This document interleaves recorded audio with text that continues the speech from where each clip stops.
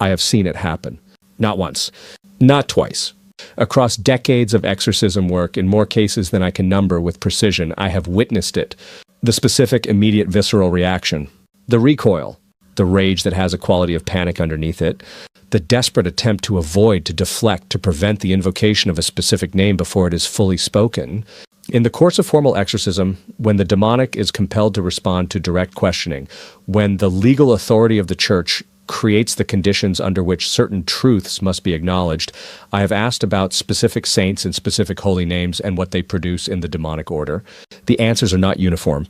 Different saints produce different responses.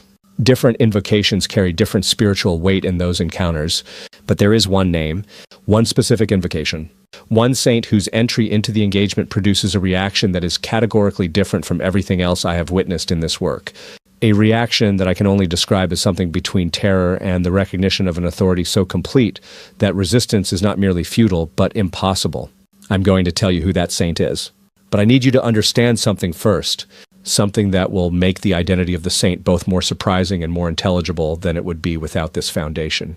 The reaction I am describing is not produced by the saint's personal power. The saints are not independently powerful in the way that God is powerful. Their authority in the spiritual order flows from their relationship to God and from the specific role God has given them in the economy of salvation. It is always derived authority, always participated power, always operative only through the explicit permission and the explicit will of God. But derived authority is still authority, and participated power is still power. And the specific saint I'm going to describe has a specific relationship to the enemy, a specific role in the economy of salvation, a specific quality of authority over the demonic that is unlike anything any other created being possesses. That specificity is what produces the reaction. And when you understand the full theological account of why that specificity exists, why this particular saint has this particular relationship to the enemy, why the demonic reacts to this name with the specific quality of response I am describing, you will understand something about the current spiritual warfare, about the specific resources available to the contemporary Christian in the current moment, and about why the most powerful ally you have access to right now is so consistently underutilized by the people who most need it. I have delivered many messages in this series.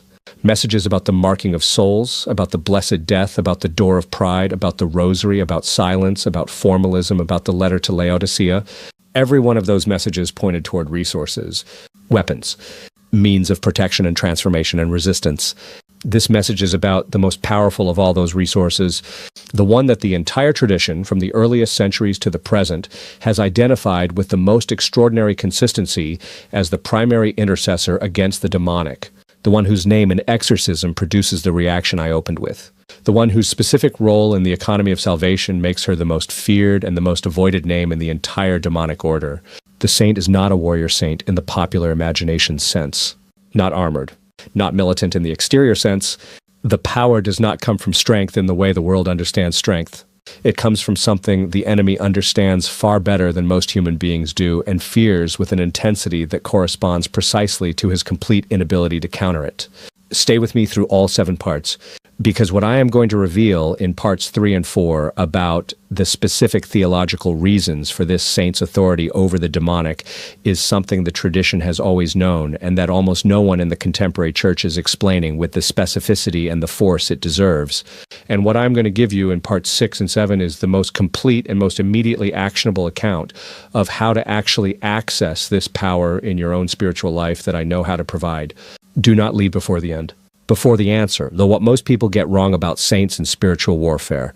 Before I tell you who the saint is, I need to address a widespread misunderstanding about how saints function in spiritual warfare. Because the misunderstanding is so common and its practical consequences so significant, that proceeding without addressing it would leave the revelation I am building toward without the theological foundation it requires. Most people, when they think about saints and spiritual warfare, think about the warrior saints. Saint Michael the Archangel, Saint George, the militant, armored, sword-bearing imagery of the tradition's engagement with spiritual combat. These are real and they are important, and I am not diminishing them, but they are not the primary model for understanding the most powerful spiritual authority in the created order. Because the most powerful spiritual authority in the created order is not expressed through the imagery of combat in the conventional sense, It is expressed through something that looks from the outside like its precise opposite. Let me explain what I mean by going to the foundation. The theological question of how any created being exercises authority over the demonic. The demonic was defeated not by a superior display of the same kind of power the demonic exercises, but by a completely different category of power. Not the power of force against force, but the power of love against hatred, of self-giving against self-assertion, of the creature's complete, total, unconditional surrender of its will to God, expressed in the most extreme possible form, the surrender of life itself on a cross, against the creature's fundamental refusal of that surrender, expressed in the most fundamental possible form, non-serviam. The cross did not defeat the demonic by overpowering it in the conventional sense. It defeated the demonic by exposing the fundamental emptiness of everything the demonic represents. It showed that love stronger than death, expressed through complete self-giving, is the one thing that the principle of self-assertion and self-exaltation has absolutely no answer to. This is the theology of the redemption, and it is the key to understanding why the saint I am about to name has the specific authority over the demonic that she has. Because of all the created beings in the entire history of humanity, of all the souls that have ever lived and loved and sought God in the conditions of fallen human existence, there is one whose participation in the logic of the cross, whose expression of the complete, total, unconditional surrender of the will to God is most complete, most absolute, most perfectly realized. One whose fiat, whose yes to God at the moment of the Annunciation, was not a single act, but the entire orientation of her interior life. One whose union with the sacrifice of her Son was not merely emotional or merely spiritual, but was, in the tradition's understanding, a genuine co-participation in the logic of the redemption. One whose love, in its specific quality and its specific completeness, corresponds most perfectly to the love that defeated the enemy. One who was, uniquely in the history of the human race, preserved from the original sin that is the enemy's primary foothold in human nature, and who is therefore, uniquely in the history of the human race, entirely without the vulnerability to the demonic that original sin creates in every other human soul. The saint I am describing is the Blessed Virgin Mary, Our Lady. I am going to tell you why she produces the reaction I described in the opening, and why the answer is more profound and more theologically significant and more practically urgent than most Catholics have ever been told. Why she specifically, the theological reality, the enemy cannot bear. The demonic fears Our Lady for reasons that are not general but specific. Not because she is holy, though she is. Not because she is the Mother of God, though she is. Not because the Church honors her, though the Church does. The demonic fears her for a precise theological reason that is written into the very structure of the economy of salvation, and that has been operative since before a single human soul came into existence. The reason is the proto-evangelium, the first prophecy, the words spoken by God to the serpent in the 3rd chapter of Genesis, immediately following the fall. I will put enmity between you and the woman, and between your seed and her seed. She will crush your head, and you will strike at her heel. I have discussed this passage in a previous message about the Rosary, but I need to go deeper into it now because the full theological weight of what it means for the specific authority of Our Lady over the demonic is not exhausted by anything I have previously said. The enmity placed between the woman and the serpent by this verse is not incidental, not a consequence of the fall that God permitted but did not design. It is constitutive.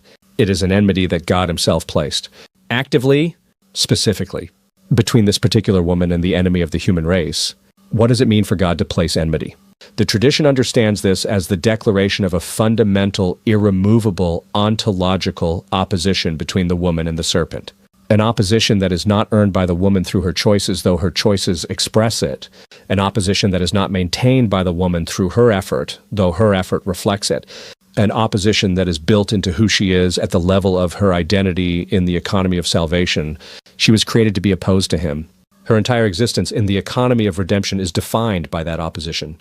Not accidentally, but constitutively. And the enemy knows this. He has known it since the moment the prophecy was spoken. He knows that the woman whose seed crushed his head is the permanent, specific, constitutive expression of everything he rejected and everything he lost. Her existence is a continuous reminder of his defeat. Her union with her Son is the living expression of the love whose logic he cannot answer. Her immaculate conception, her preservation from the original sin that is the foundation of his claim on the human race, means that she stands before him as the one human being in the entire history of the species who is entirely outside his jurisdiction. He has no claim on her. He has never had a claim on her. The ground that sin gives him in every other human soul, the foothold, the legal right, the access through the wounds of original sin and actual sin, none of that exists in her. She is, in the specific theological sense that matters for spiritual warfare, entirely and permanently inaccessible to him. And this is what produces the specific reaction I described in the opening. Not merely that she is holy, not merely that she intercedes powerfully, but that her very existence represents his definitive defeat in a form he cannot avoid, cannot deny, cannot look at without encountering the full reality of what the incarnation and the redemption accomplished and what it means for everything he has been trying to accomplish since his fall. But there is more, because the authority of Our Lady over the demonic is not only defensive, not only the authority of someone who stands outside his jurisdiction, it is active, it is operative. And the tradition has documented it with a consistency and a specificity that is, when taken seriously, one of the most extraordinary records in the history of the Church. Let me tell you about the active dimension of her authority, because this is the part that most Catholics have never fully understood and that the demonic is most motivated to keep concealed. The active authority and what she actually does and why the enemy cannot counter it. In the theology of the Church, Our Lady is not merely the greatest of the saints, she is the Queen. And her queenship is not a title of honor. It is a description of a real operative present tense authority over the created order, including the spiritual order, that was established definitively at her coronation as Queen of Heaven and Earth. I described the coronation mystery of the Rosary in a previous message, but I want to go into the specific content of what that authority means and what it does in the spiritual order when it is invoked, because this is the practical heart of everything I am building toward. The tradition teaches that Our Lady's queenship involves a genuine participation in her Son's authority over the created order. Not an independent authority, a participated, derived, genuinely delegated authority that Christ exercised in conferring queenly dignity on the one who bore him, nursed him, stood at his cross, and was assumed into heaven to reign at his right hand. That authority is specifically directed toward the spiritual order, toward the protection and the salvation of the souls her Son died to redeem. And the demonic, which is the primary force opposing those souls, is specifically subject to her authority in a way that has no parallel in the authority of any other created being. I want to be very precise about what this means practically, because precision here will change everything about how you invoke her intercession. When Our Lady's intercession is invoked over a soul, over a family, over a home, over a situation of spiritual danger, what is happening in the supernatural order is not the transmission of a request upward through a chain of intermediaries to the God who will ultimately decide what to do. What is happening is the exercise of a queenly authority that the entire demonic order is bound to recognize, and that has real, immediate, operative consequences in the spiritual situation being addressed. The demonic recognizes the queen. They know her authority. They know the foundation of it.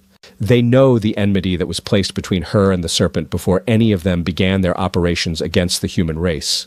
And they know that her intercession, genuinely invoked by a soul who understands who she is and what she carries, is not merely a request for God's action. It is the exercise of an authority they are bound to acknowledge. This is why the exorcism tradition has always included specific invocations of Our Lady as among the most powerful instruments available in formal exorcism. Not because we are worshiping her, which would be theological error, but because we are invoking the genuine, real, operative, queenly authority that God gave her over the very forces being addressed. And this is why the demonic fights so specifically against devotion to Our Lady, against the Rosary, against Marian consecration, against the specific forms of prayer that invoke her authority most directly and most explicitly.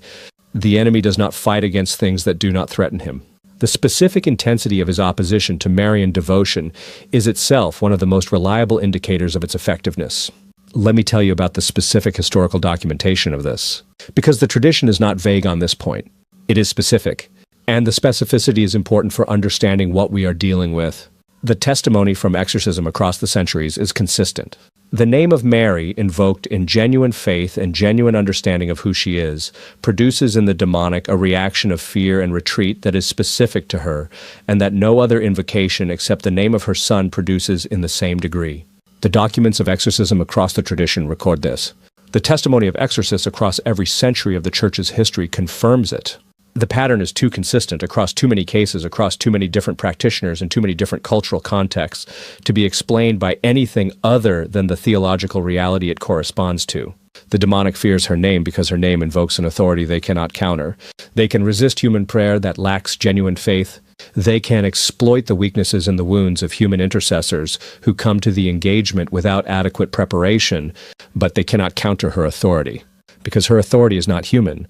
It is the participated authority of the Queen of Heaven, and the only response to authority that vastly exceeds your own, recognized as legitimate by the structure of the order you operate within, is submission or flight. Both of those outcomes serve the soul she is being invoked to protect.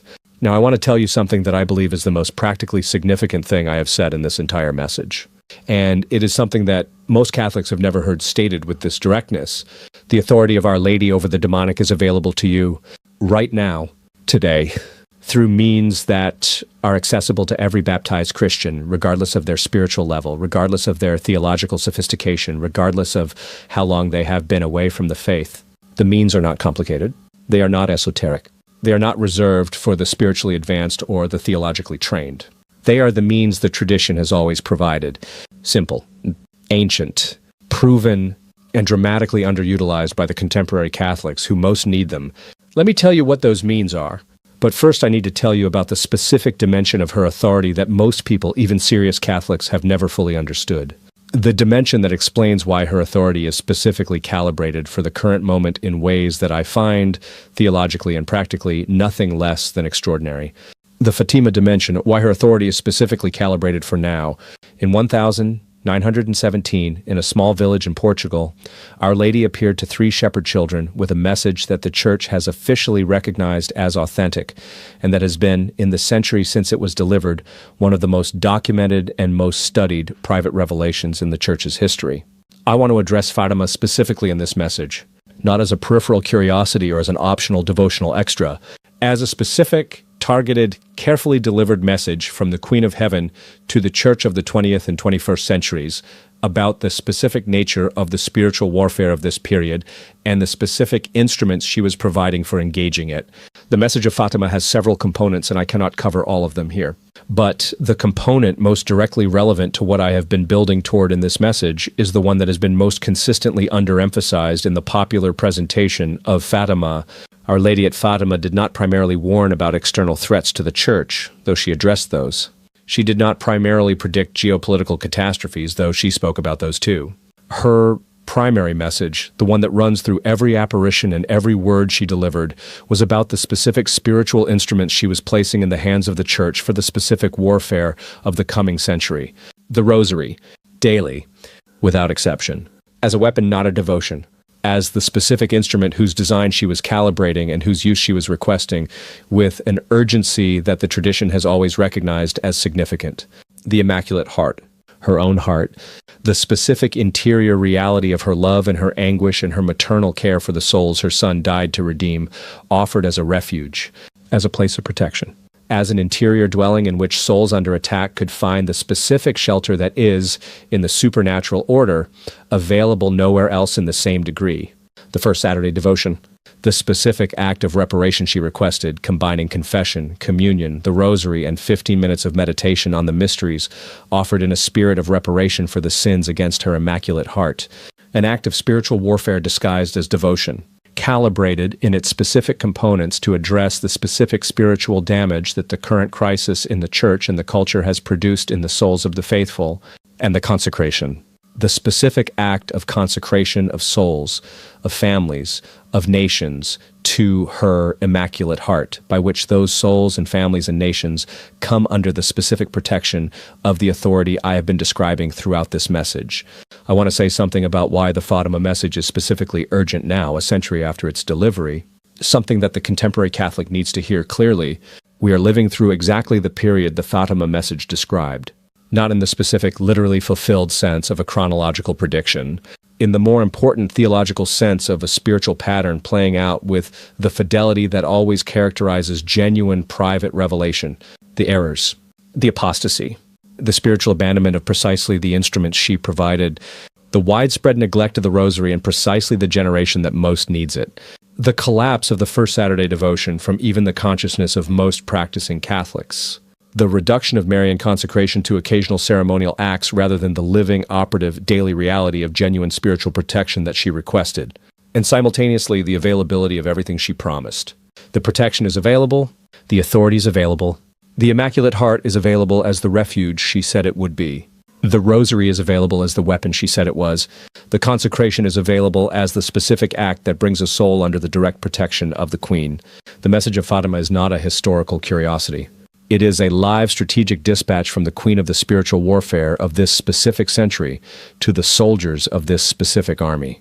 And the soldiers have in large measure not read it, or read it and set it aside, or received it as inspirational content rather than as specific operational intelligence from the one who sees the battlefield most clearly and who has the most specific authority over the forces arrayed against us. This needs to change. And in the remaining parts of this message, I'm going to tell you exactly how to make it change in your own life and in the lives of the people you love. But first, I need to tell you about the specific encounter between Our Lady and the demonic that the tradition documents most dramatically, and that, when it is understood fully, makes everything I have been saying about her authority viscerally real in a way that theology alone sometimes cannot achieve. The encounters the tradition documents, cases that change everything. I want to tell you about specific documented encounters between Our Lady's invocation and the demonic, not as dramatic entertainment, as evidence.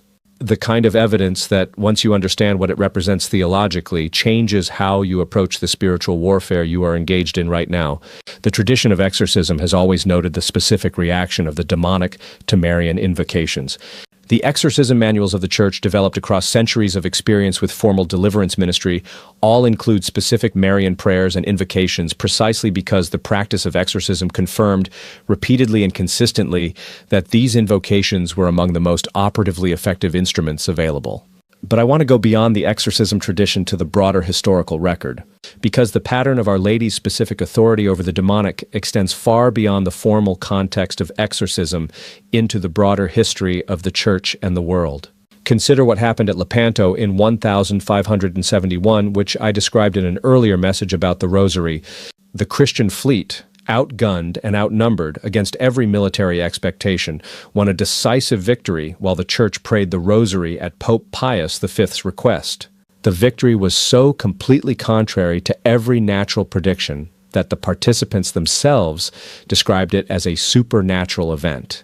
And the Church, in establishing the Feast of Our Lady of the Rosary, was not simply commemorating a historical military victory. It was documenting the specific operative effect of the invocation of the Queen's authority in a situation of concrete, urgent, existential threat. Consider what happened at Vienna in 1683. The Ottoman forces had besieged the city for months. The situation was, by every military assessment, desperate. The city's defenders were reduced, outnumbered, and running out of time.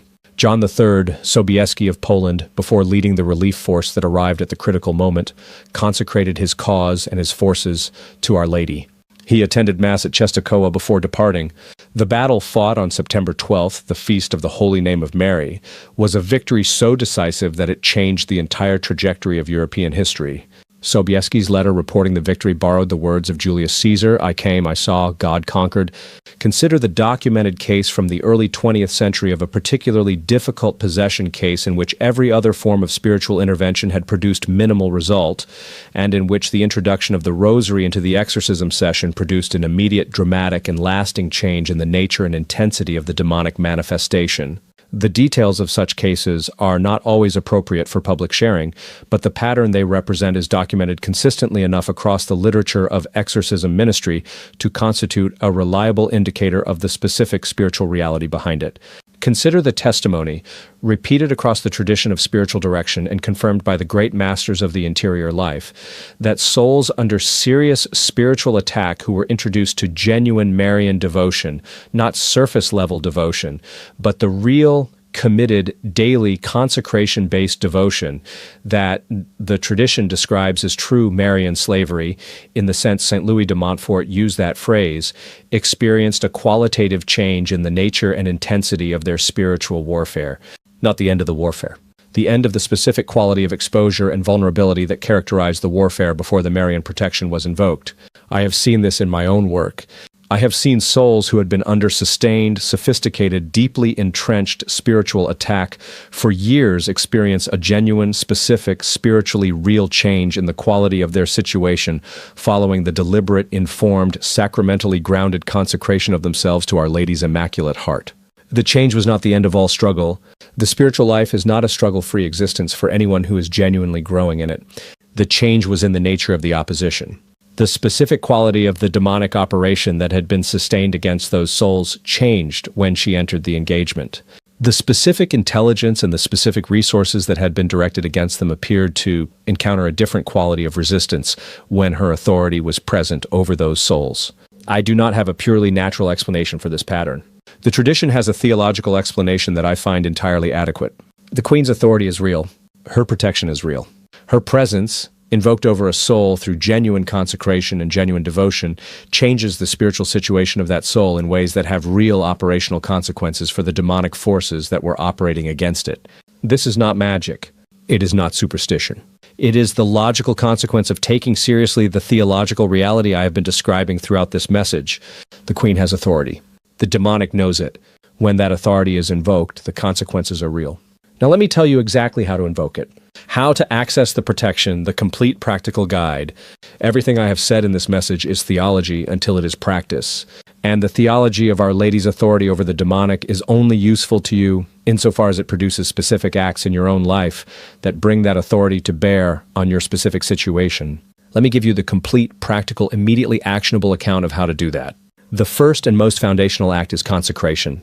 Specifically, a deliberate, formal, sacramentally grounded act of consecration of yourself to Our Lady's Immaculate Heart. I want to be precise about what this means and what it requires, because consecration is widely practiced in a way that is significantly less than what the tradition describes as its full reality.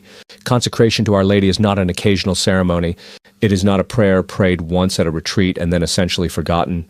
In the tradition of St. Louis de Montfort, whose total consecration to Mary is the most thoroughgoing and most theologically developed account of this practice available, consecration means the deliberate, ongoing, daily entrusting of everything the soul is and has to Our Lady for her to place before God as she sees fit. Not just the big things. Everything. The choices, the suffering, the work, the relationships, the spiritual life. Everything placed in her hands, entrusted to her intercession and her direction with the specific confidence that she, as the one who knows the will of God most perfectly after God himself, will handle what is entrusted to her in the way most conducive to the soul's salvation and the souls of those it loves. This total consecration, genuinely lived rather than ceremonially pronounced, is the act that brings the soul under her direct, specific, operative protection in the fullest possible sense. It is the act that the demonic most fears being completed by a soul it has been operating against. Because a soul genuinely consecrated to Our Lady is a soul that has placed itself under the authority of the one being in the created order, whom the demonic most fears and least can counter. The preparation for consecration, as described by St. Louis de Montfort, involves 33 days of specific prayer and reflection.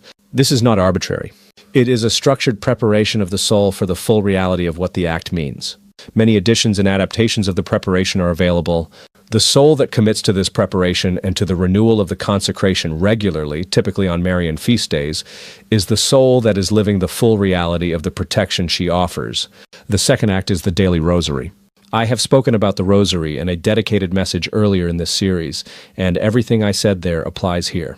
But I want to add something specific in the context of this message about what the daily rosary means in relation to Our Lady's authority over the demonic. The daily rosary is not merely a prayer practice. In the context of genuine Marian consecration, it is the daily exercise of the protective relationship that the consecration established. It is the daily invocation of the Queen's authority over the soul's spiritual situation. It is the daily participation in the specific mysteries whose grace dismantles the legal rights of the enemy. And it is the daily conversation with the one whose enmity with the serpent is constitutive of who she is, directed toward the specific spiritual protection of the soul and household that pray it. A family that prays the rosary daily together, under the protection of a genuine consecration to Our Lady, is a spiritual unit that the demonic finds extraordinarily difficult to operate against. Not impossible. The spiritual life is never without warfare, but the specific quality of the opposition changes. The demonic has to contend with an authority it cannot match, invoked daily by souls that understand what they are invoking. The third act is the wearing and the living reality of the brown scapular. I want to say something about this that most people have never heard stated clearly. The scapular is not a superstitious object. It is not a talisman that protects automatically regardless of the spiritual condition of the wearer. It is a physical sign of a real spiritual enrollment. An enrollment in the confraternity of Our Lady of Mount Carmel that establishes a real operative spiritual relationship with her. The promise associated with the scapular, that the one who dies wearing it will not suffer eternal fire, is not a magical guarantee. It is a statement about the consequence of the real spiritual relationship that genuine enrollment and genuine living of the scapular represents. Wearing the scapular with that understanding as a physical expression of a real spiritual relationship with Our Lady, as a constant physical reminder of the consecration and the protection, as a declaration before the spiritual order that this soul belongs to the Queen, has real spiritual consequences that the demonic recognizes and responds to. The fourth act is the specific invocation of Our Lady in moments of spiritual attack. Not a vague sense of turning toward her. A specific verbal, deliberate invocation of her name and her authority in the specific moment of temptation, of spiritual assault, of the interior pressure that the demonic produces. The tradition of the Church has always recommended the Memorare as a prayer of urgent invocation. Remember, O most gracious Virgin Mary, that never was it known that anyone who fled to your protection, implored your help, or sought your intercession was left unaided. Those words are not poetry. They are a statement of the tradition's documented experience of her intercession across centuries. They are the Church's confidence, expressed in prayer, in the specific reliability of her response to genuine invocation. In the moment of spiritual assault, when the pressure is immediate and the interior resources feel depleted, the specific invocation of her name with genuine faith in who she is and what she carries is one of the most effective, immediate spiritual responses available. Not the only response, but one that the tradition consistently identifies as among the most rapidly operative. The fifth act is the first Saturday devotion that Our Lady specifically requested at Fatima.